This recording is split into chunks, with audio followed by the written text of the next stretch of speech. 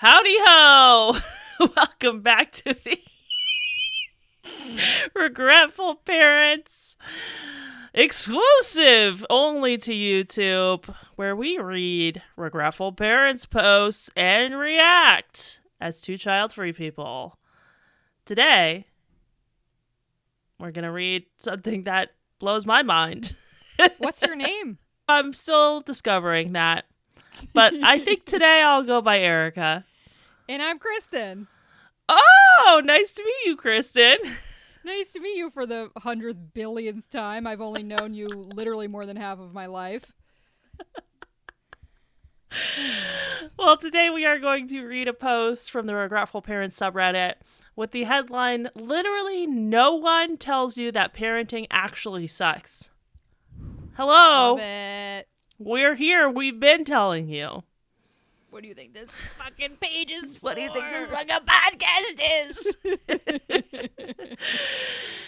All right. The author says, "My kids are a little older, 8 and almost 5. So I'm out of the baby/toddler trenches, as they say.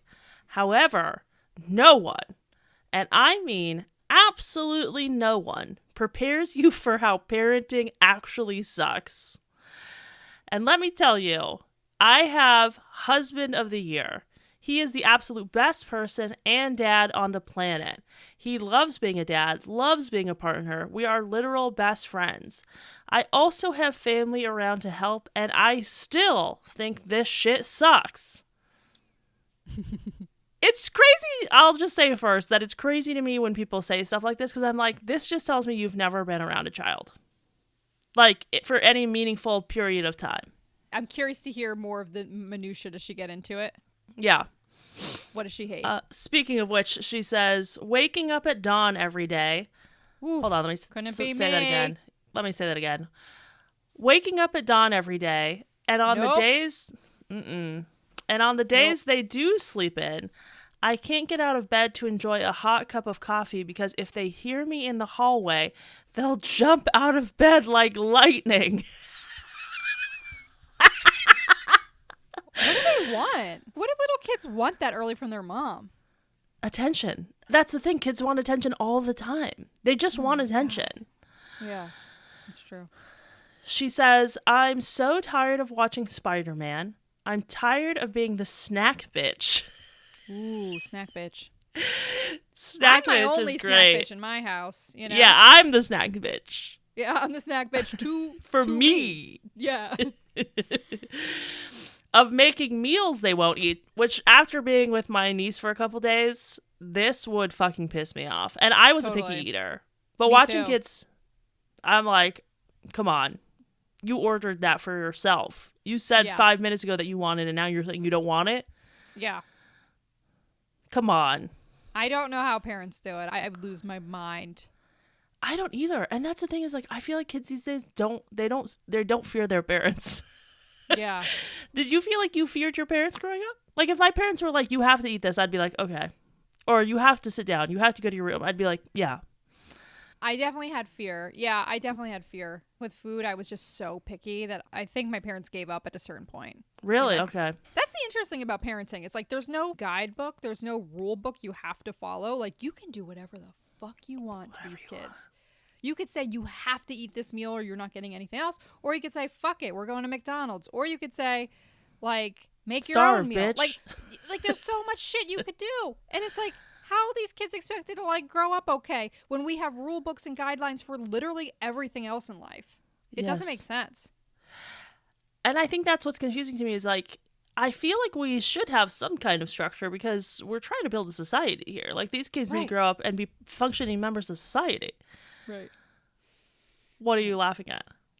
Yesterday, I was asking my husband something because I was upset by a former incident where he tends to get very worked up by strangers and their poor driving and their poor traffic maneuvering and techniques. Okay. And I said, why do you, like, get so mad? Like, why do you need to tell them? Because he has to communicate it to them that they're bad. And he just replied, "We live in a society." And I just thought that was the best answer. And I was like, touche. Yeah. this. There needs to be some kind of grading system and guidelines for how we function as a society. And this is why it's such a problem that our society is too fucking big right now. Mm-hmm. It's run rampant. Run rampant. People are just doing whatever they want. All right. She says, I'm sick of buying expensive toys for them just to get broken a day later. Mm-hmm. I'm tired of feeling anxious and overthinking everything because God forbid I make a wrong decision and ruin their lives. True. And then she says, I've been a stay-at-home mom this entire time, and I'm finally going back to work and starting a second career at 34. That also, though, sounds horrible. Mm-hmm. She said, I need to get out of this house. I'm surrounded by other women in my life who are thriving in motherhood. Girl, they're lying to you. And are so fulfilled. And I'm like, what? This isn't fulfilling at all. It's exhausting. I wish more people were having these conversations 10 years ago. They were just not being had. Motherhood was all sunshine and rainbows even in the 2010s. So I'm here to squash a lie. If you're lurking, do not do it. Girl, that's not true. Feminine Mystique was published in the 60s, and it was all about how moms were hating their lives. Yeah. People have been talking about it, but it's squashed. But that's the thing. That's what she's saying. Mm-hmm. Those conversations are squashed. So I'm here to tell you definitively don't do it. I am curious about the friends who were like the thriving mothers. Like, I want to know more about their lives. Like, what makes it so that's her perception? And maybe it's like true. Like, maybe a majority of these moms are actually like fulfilled. But I don't think that like two things can exist at once and say it's exhausting. Like, I don't understand how they're not fulfilled. It can be exhausting and fulfilling, but like, what about the fucking things that this woman just described about motherhood? Because that sounds to me like day in, day out for years and years and years. What would make somebody think that that's fulfilling? Is it that they have more help? Maybe. Is it that they have more money? They don't have as a demanding of a career? Because like, in what universe would those things be good? And like fulfilling? I think part of it is like the narrative that you tell yourself. Like, I do think a lot of people, like, after they put their kids down for sleep or whatever, and then they're like sitting on the couch, or they see their kids do something cute, you know, say, I love you, Mom.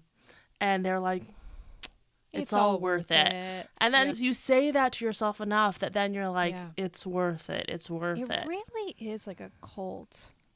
Yeah. Yeah. I'm curious if she's telling her friends how she feels, because there's a very real chance that her friends are also suffering, but they all feel like, I can't say anything.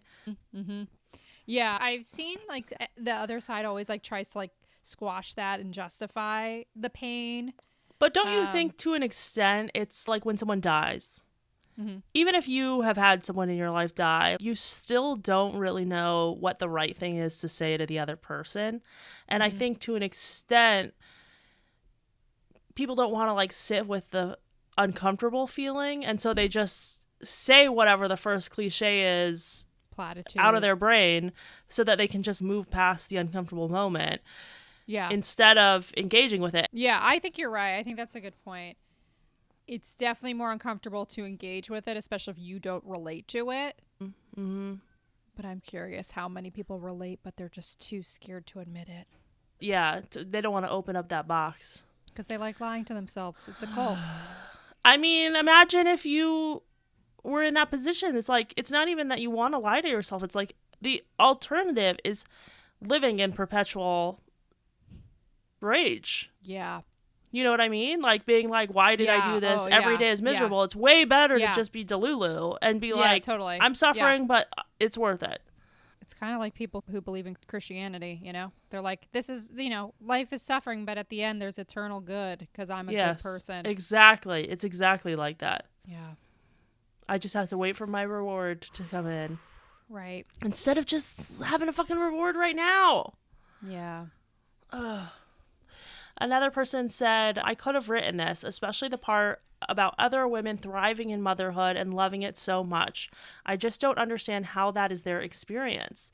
I'm thrilled you're going back to work because I was a stay-at-home mom until a year ago, and I'm telling you that my job is my only saving grace in life.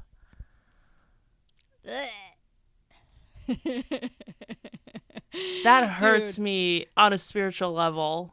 As someone who has done everything in their power to quit their jobs because they felt like their soul was being drained of anything good, and I had a good job, quite frankly, I can't even fathom what that feels like. To be like, work is my identity in life because I cannot with my work whole is life. my rescue, my life jacket.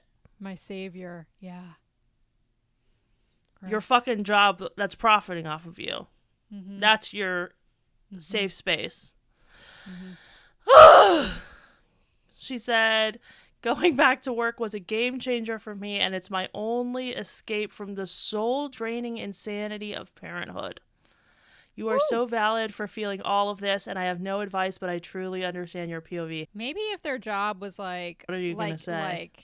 Like tester of like chef food. That I would have be a a cool feeling job. that's not their job. No, I don't think so either. But that would be cool. This person said, yeah, I agree. I keep waiting for that stupid thing everyone says. Quote, it's the best thing that ever happened to me to kick in. Doesn't seem like it ever will. I hate it. I hate that I was so stupid to fall for the trap of get married because that's what you do. Have kids because that's what you do. Get a job you hate because you have to make insane amounts of money to support everyone. I hate it all, but mostly I hate myself for falling for it. Dude. I can't remember if you were saying this earlier in this episode or a different episode, but like, I've been thinking about this so much the last couple of days that literally life is whatever you fucking want it to be. Mm-hmm. You only have the guarantee of this moment, and you could do whatever you want Literally with your time. Whatever you want.